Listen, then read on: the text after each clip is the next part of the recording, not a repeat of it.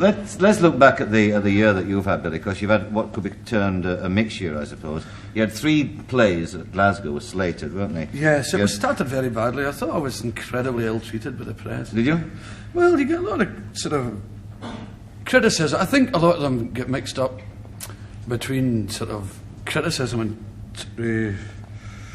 sort of, you know, the attacks were too personal. They get straight home, you know, the whole bit. And I was really hurt, terribly wounded.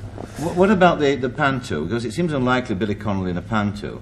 That was cancelled, but was it to be a different kind of panto? It was going to be a sort of punk rock, ridiculous panto. Oh, I see. Yeah. I had a spider called Rover and all that. We're going to put him up in the ceiling, you know, and I was the baddie, Captain Demento. And we'd give them all baddie bags of marshmallows so they could pelt me every time I come out. And in defence, I would go, get them, Rover, and lower this spider. I wanted to really frighten the children and get them singing songs the way a panto should be, yes, instead of that sort of thinly disguised variety show where the people must get their act in at all costs. You know? Yes. But now that I am all alone, I think I'll play my xylophone.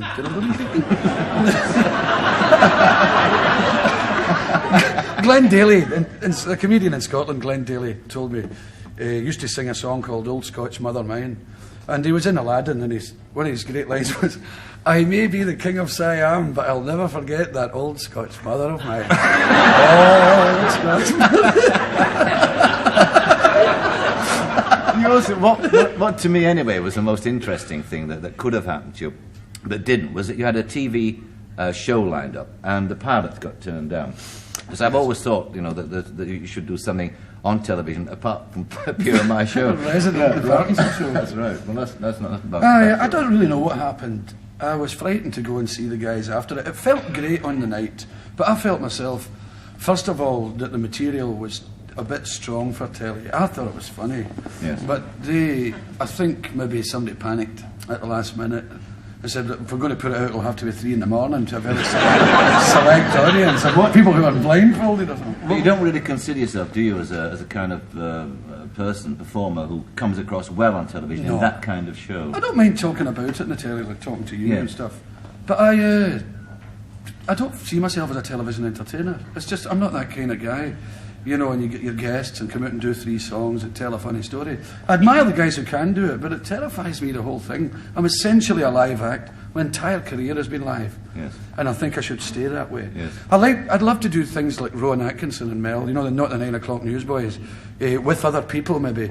Do a sort of review situation. Maybe I'd be good at that. But I don't want my own show. Well, what about all the criticism that you took during the year about various aspects of your work? Did it really sort of make you turn inward and consider what you were about? Did you ever feel, for instance, at one point that they might be right? Yes, I did. You did? I was hammered really quite consistently in Scotland by about 3 or 4 guys in the Scottish press, and it really got to me. I thought, well, geez, maybe this is it. Maybe it's all over.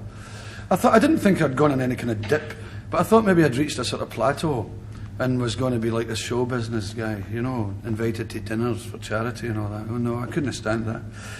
But then I got not the 9 o'clock news thing, and we had a great time with that. And the film came out, Secret Policeman's Ball, and then I did Edinburgh Festival, and it was a huge success, a monster, sold out in seconds. And I thought, hey, hold the phone here. It's all right. So we're doing this British tour, and it's sold out, and I love it. Yes, you sold out quicker, in fact, on this tour than I any sold other. quicker on this one than any previous one. Yeah, and that kind of, with the success of the tour and working live again, that kind of reaffirmed your faith in what you're doing, didn't it? Yeah. I've really started to believe those blocks. When you're on this tour now, how many tours have you done now? I can't remember. It's a lot, isn't it? 7 or 8. But do you feel that you've changed yourself as a performer? Oh, yeah. In what sense? Well, I heckle the audience now. Well, I was going to that.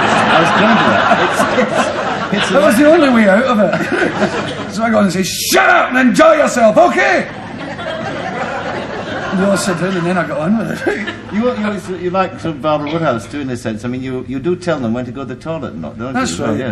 Yes. Well, I tell them that the show's on for 2 hours, there's no interval, and everything that moves is mine. No!